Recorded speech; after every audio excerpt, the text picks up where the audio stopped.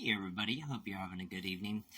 I was going to say this for tomorrow, but I just couldn't resist. I had just a little too much on my mind in regards to what's going on with the WGA. Man, they have just shot themselves in the foot. They just played themselves. I'm telling you, they were just offered a sweetheart of a deal, and the studios really did give them a pretty generous offer. But they just have the sticking point where they want a room full of writers as opposed to two writers and have one showrunner. That's just not going to do it for them. They've increased their pay. They really did. I think gave a really reasonable offer, and everybody also looks at it this way. But they're just getting greedy, and they want more and more and more. So, you know what? They want people to be sympathetic to their cause, but no one gives a shit because they like to go ahead and to criticize and mock the fans and the people who actually pay their salary, the people who pay for them to have those fancy cars and those garish mansions and those expensive outfits. Yeah, that comes from the fans. That comes from people who want good entertainment at this point. But, if you really want up to date as to what's really going on, the usual suspects on YouTube who are really informative, they're really have great commentary, WDW Pro, The Critical Drinker, Nerdrotic, Mike Zero. I recommend them all highly. But, and Disney's tanks, or I should say their stocks are continually tanking at this point.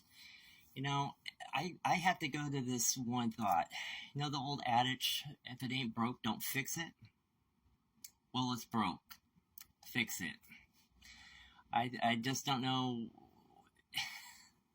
Another funny thing I actually heard earlier today is that they're doing a remake of The Wizard of Oz, and the director, of course, is going to have it be LGBTQ inclusive.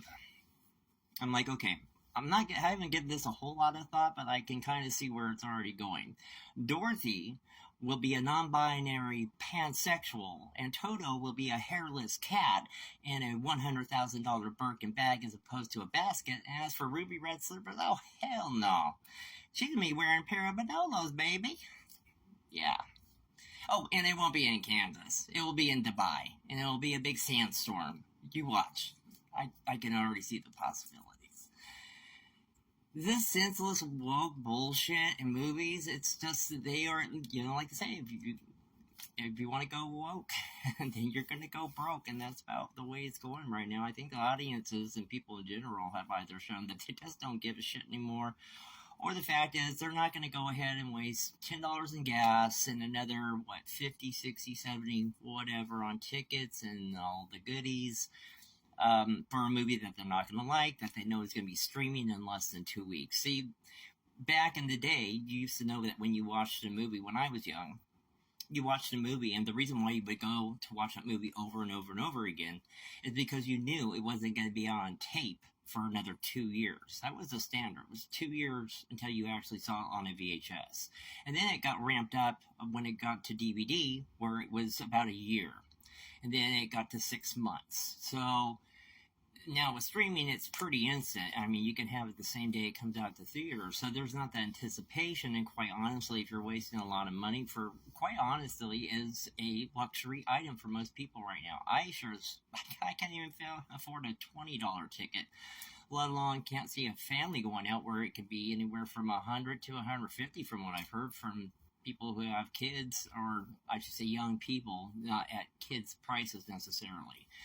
So it can be an expensive little journey. At least back in my day, we had drive-throughs. So if you really didn't have a whole lot of money, well, shit, just make your own popcorn, bring your own candy, bring your own drinks, and yeah, the sound quality was shit, but you know what? Half the people weren't even watching the movie anyway, so it didn't really matter.